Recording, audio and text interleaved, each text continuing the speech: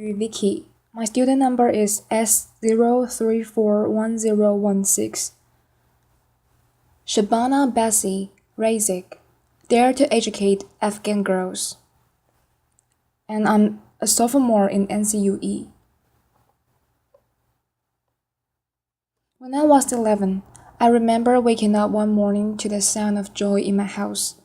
My father was listening to BBC News on his small gray radio. There was a big smile on his face, which was unusual then, because the news mostly depressed him. "The Taliban are gone," my father shouted. I didn't know what it meant, but I could see that my father was very, very happy.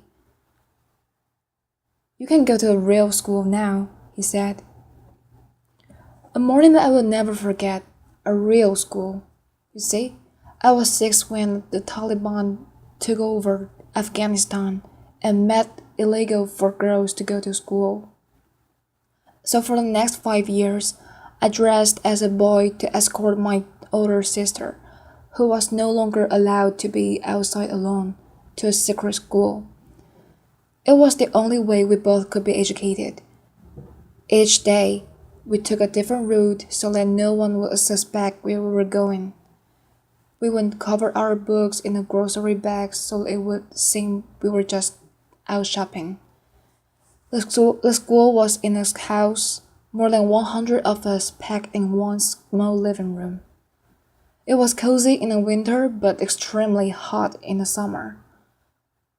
We all knew we were risking our lives, the teacher, the students, and our parents. From time to time, the school would suddenly be cancelled for a week because Taliban were suspicious. We always wondered what they knew about us. Were we being followed? Did they know where we lived?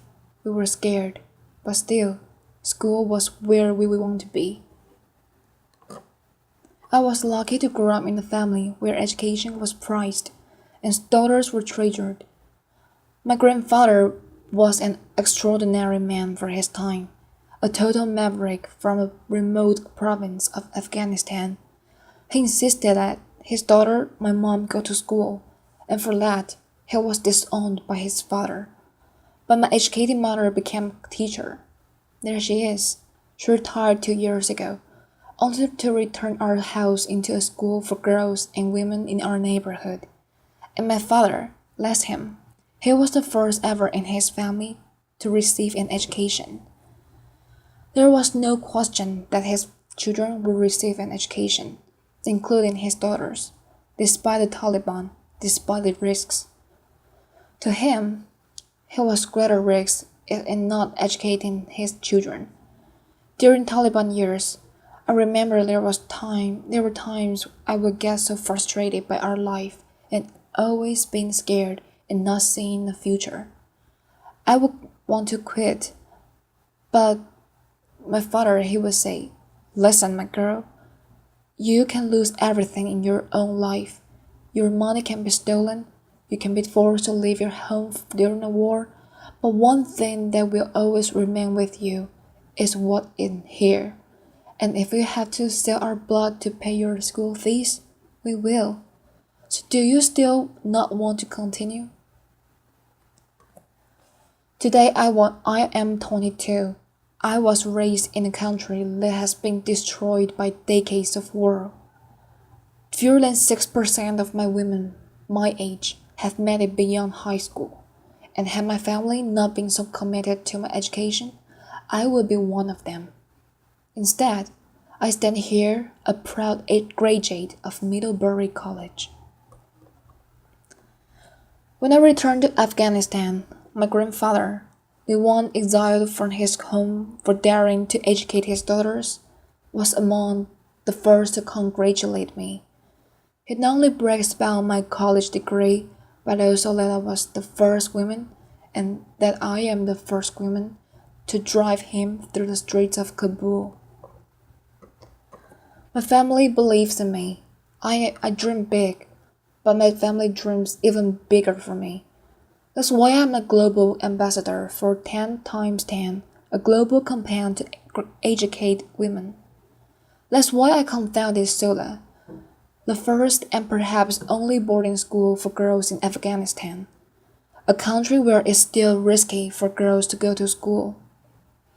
The exciting thing is that I see students at my school with ambition grabbing an opportunity, and I see their parents and their fathers, who, like my own, advocate for them, despite and even in the face of daunting opposition.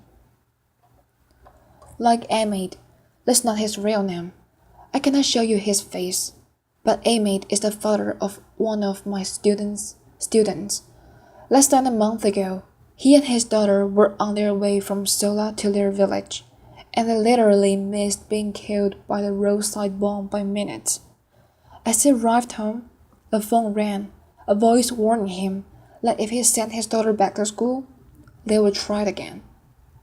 "Kill me now, if you wish," he said, "but I will not ruin my daughter's future because of your old and backward ideas."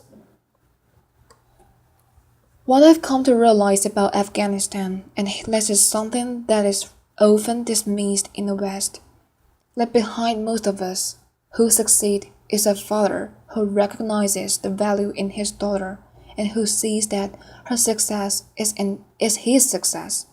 It's not to say that our mothers aren't key in our success. In fact, they're often the initial and convincing negotiators of a bright future of their daughters.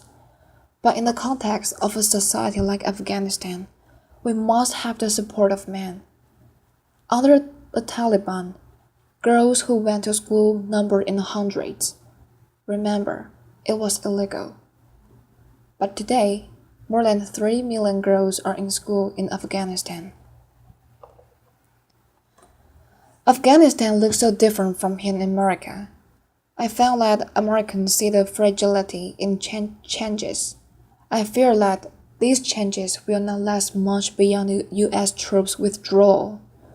But when I'm back in Afghanistan, when I see my students in my school and their parents who advocate for them, who encourage them, I see a promising future and lasting change.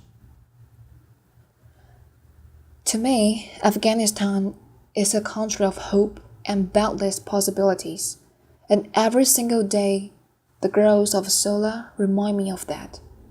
Like me, they are dreaming big. Thank you.